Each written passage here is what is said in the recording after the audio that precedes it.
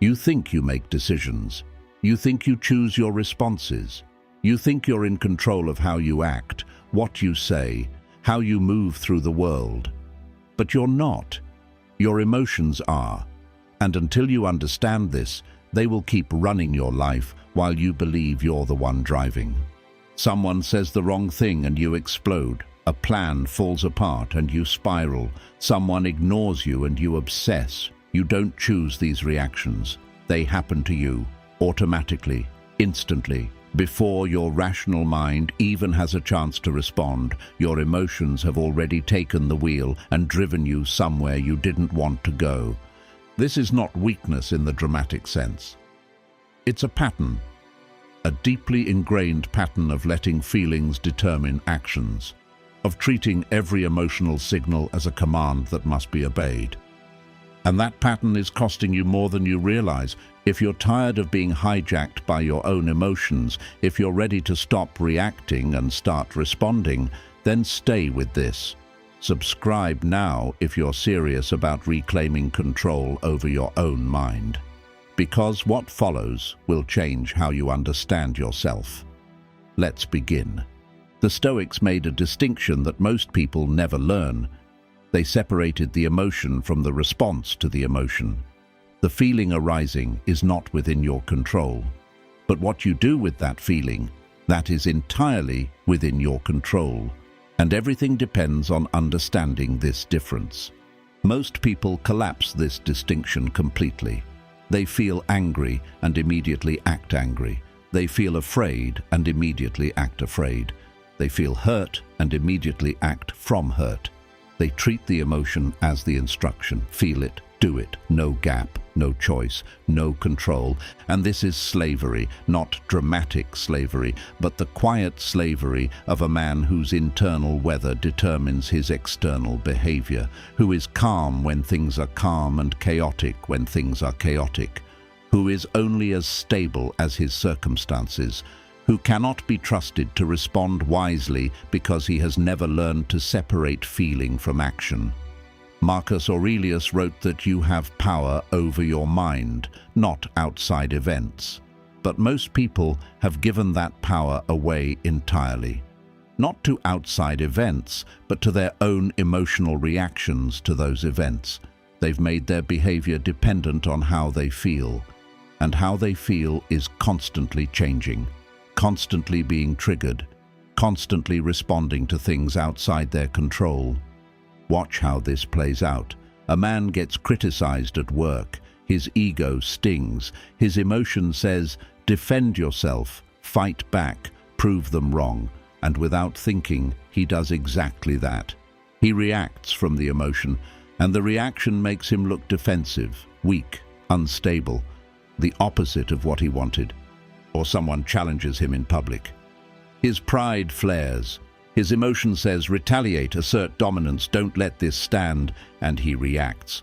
And the reaction reveals exactly the insecurity he was trying to hide. Or plans change unexpectedly. His anxiety spikes. His emotion says, panic, catastrophize, assume the worst.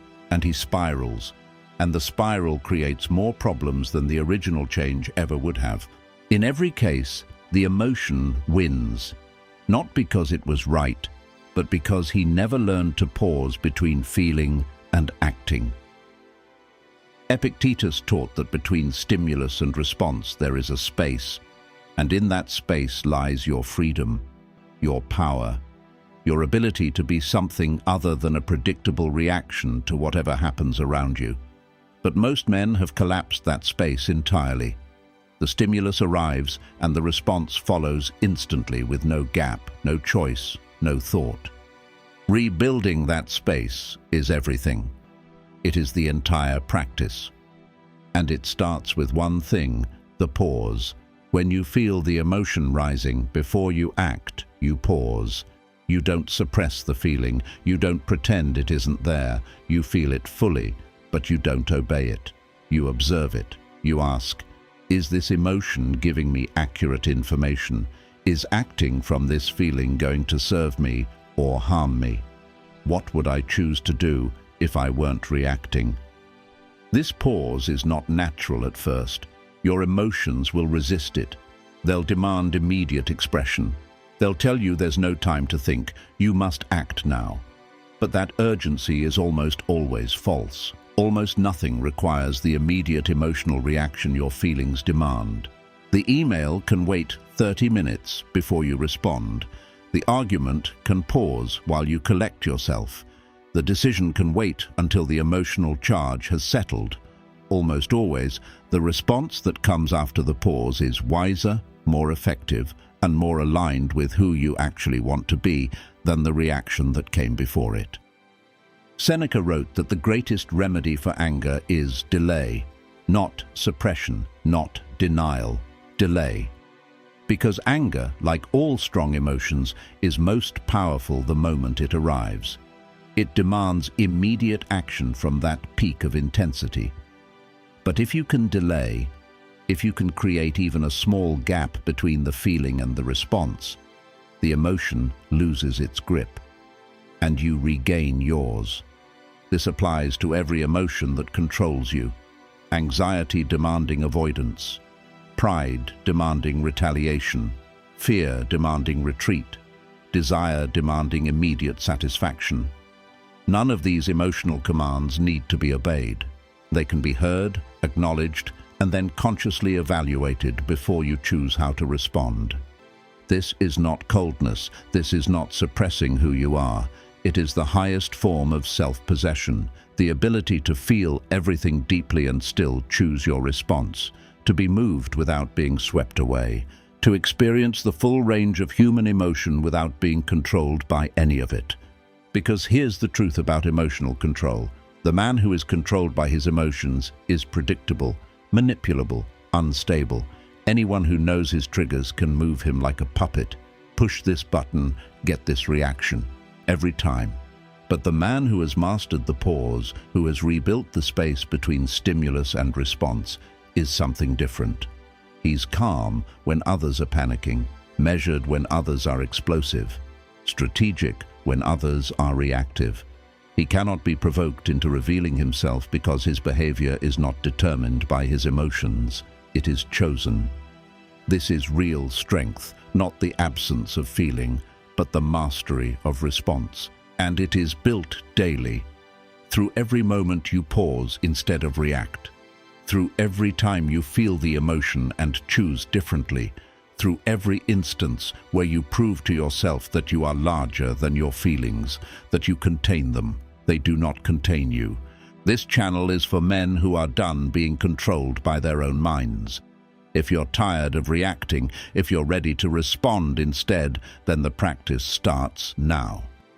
Next time you feel the emotion rising, pause. Just pause. Feel it. Name it. And ask yourself, is this the response I'm choosing? Or is this just the reaction my emotion is demanding? Then choose. Not from the feeling, from your values, from your principles, from who you've decided to be. Because your emotions will always arise. That is human, that is natural. But they do not have to control you. They do not have to determine your words, your actions, your life. You are not your emotions. You are the one who decides what to do with them. Start deciding. Start pausing. Start choosing. Because until you do, your emotions will keep making your choices for you. And they will keep taking you places you never intended to go. Stop being controlled. Start being the one in control.